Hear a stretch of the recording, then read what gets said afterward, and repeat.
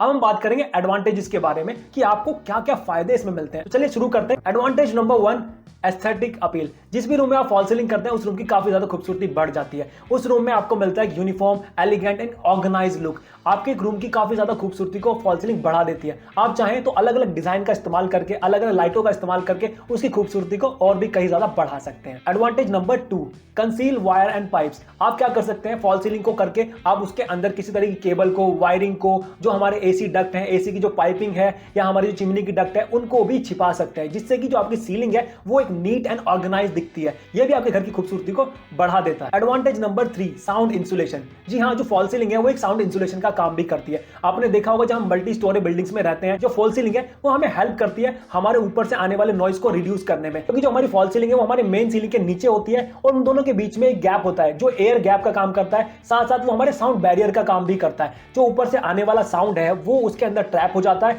नीचे आने वाले साउंड को काफी ज्यादा इंटेंस कम कर देता है, जिससे कि आपको उस रूम में एकॉस्टिक कंफर्ट मिलता है। आप किसी तरह की बातचीत कर रहे हैं या फिर टीवी देख रहे हैं या और कुछ काम कर रहे हैं तो आपको उतना नॉइज महसूस नहीं होगा जितना ऊपर से आ रहा है। तो ये एक बड़ा फायदा मिल जाता है जो लोग मल्टी स्टोरी बिल्डिंग्स में रहते हैं। एडवांटेज नंबर 4, ये काफी ज्यादा इंटरेस्टिंग है उन लोगों के लिए जो सबसे ऊपर टॉप फ्लोर पर रहते हैं। Thermal insulation. फॉल सीलिंग आपको थर्मल इंसुलेशन भी करती है। आप जब फॉल सीलिंग कराएंगे तो आप देखेंगे जो हमारी मेन सीलिंग है और हमारी जो नीचे हम फॉल सीलिंग कर रहे हैं उसके बीच में गैप्स होगा। जो गैप्स होता है वो हमारा एक हीट बैरियर का काम करता है। ऊपर से आने वाले हीट को वो उसके अंदर ट्रैप करेगा और ट्रैप करने के बाद जो हमारा नीचे रूम है, रूम के टेम्परेचर को मेंटेन करेगा। इससे आपका जो इलेक्ट्रिसिटी बिल है वो भी काफी ज्यादा कम हो जाएगा। ये एक बहुत बड़ा बेनिफिट मिल जाता है उन लोगों के लिए जो सबसे ऊपर टॉप फ्लोर पर रहते हैं। Advantage number 5, efficient lighting. आपने देखा होगा जब हम फॉल सीलिंग नहीं करते हैं और हम अपने दीवारों पर लाइट्स लगाते हैं तो हमारे उस रूम में एक बराबर रोशनी नहीं होती है। हम फॉल सीलिंग की मदद से हम एक एफिशिएंट लाइट ले सकते हैं। पूरे रूम में हम डिस्ट्रीब्यूटिव लाइट ले सकते हैं, यूनिफॉर्म लाइट ले सकते हैं।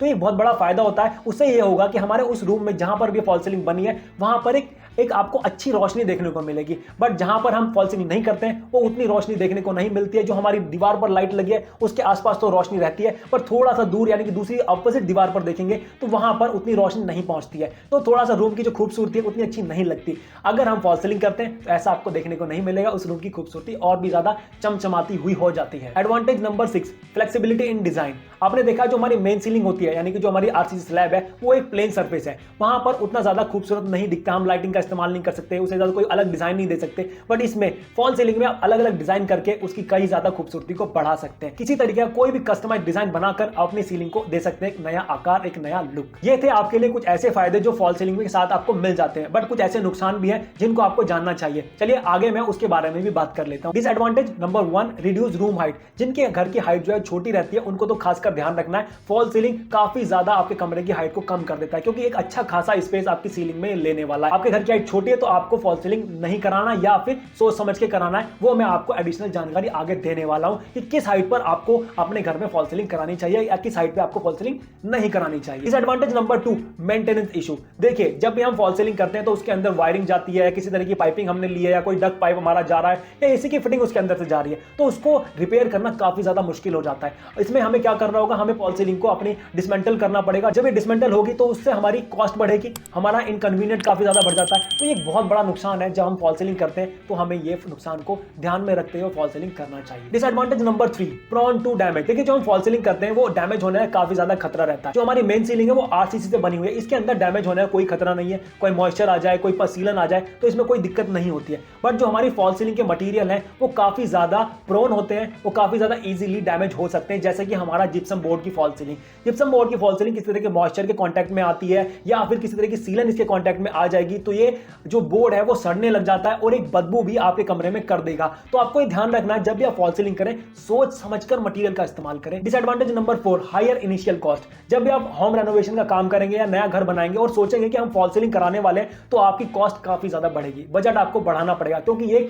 एक काफी ज्यादा एक्सपेंसिव टास्क है। जब भी हम फॉल सीलिंग कराएंगे तो आपकी जो इनिशियल कॉस्ट है वो बढ़ जाएगी। तो ये भी एक बड़ा डिसएडवांटेज हो जाता है। आपको अच्छे खासे पैसे इसके अंदर खर्चने पड़ेंगे। अगर आप कोई हायर क्वालिटी का मटेरियल यूज करते हैं तो और भी ज्यादा कहीं ज्यादा पैसे आपको खर्च करने पड़ सकते हैं। Disadvantage number 5, limited load being capacity. जो हमारी आरसीसी स्लैब होती है, जो हमारी मेन सीलिंग होती है, उसके अंदर काफी ज्यादा कैपेसिटी होती है लोड बेयरिंग करने की। बट जब हम फॉल सीलिंग करते हैं तो फॉल सीलिंग में उतनी ज्यादा कैपेसिटी या उतनी ज्यादा उसकी अंदर स्ट्रेंथ नहीं होती है कि हम अच्छा खासा लोड उसके ऊपर डाल सकें। तो आपको ये ध्यान रखना है उसके अंदर लिमिटेड लोड ही डालें। कोई बड़ी बड़ी लाइटों, बड़े बड़े झूमर का इस्तेमाल ना करें जो उसके ऊपर वजन आ जाए। इससे क्या होगा कि आपकी सीलिंग है वो लटक जाएगी या फिर थोड़े टाइम के बाद गिर जाए। आपको ये ध्यान रखना, ये एक बड़ा डिसएडवांटेज हो जाता है हमारी मेन सीलिंग और हमारी फॉल सीलिंग के दोनों के कंपैरिजन में। ये थे आपके लिए एडवांटेज और डिसएडवांटेज फॉल सीलिंग के बारे में। अगर आपको ये वीडियो अच्छा लगा है तो वीडियो को लाइक कीजिएगा, हमारे चैनल को सब्सक्राइब कर लीजिएगा, नोटिफिकेशन बेल आइकन को दबा दीजिएगा और इस वीडियो को शेयर कीजिएगा ज्यादा से ज्यादा। तो चलिए मिलते हैं अगले वीडियो में, तब तक के लिए बाय, नमस्ते एंड जय हिंद।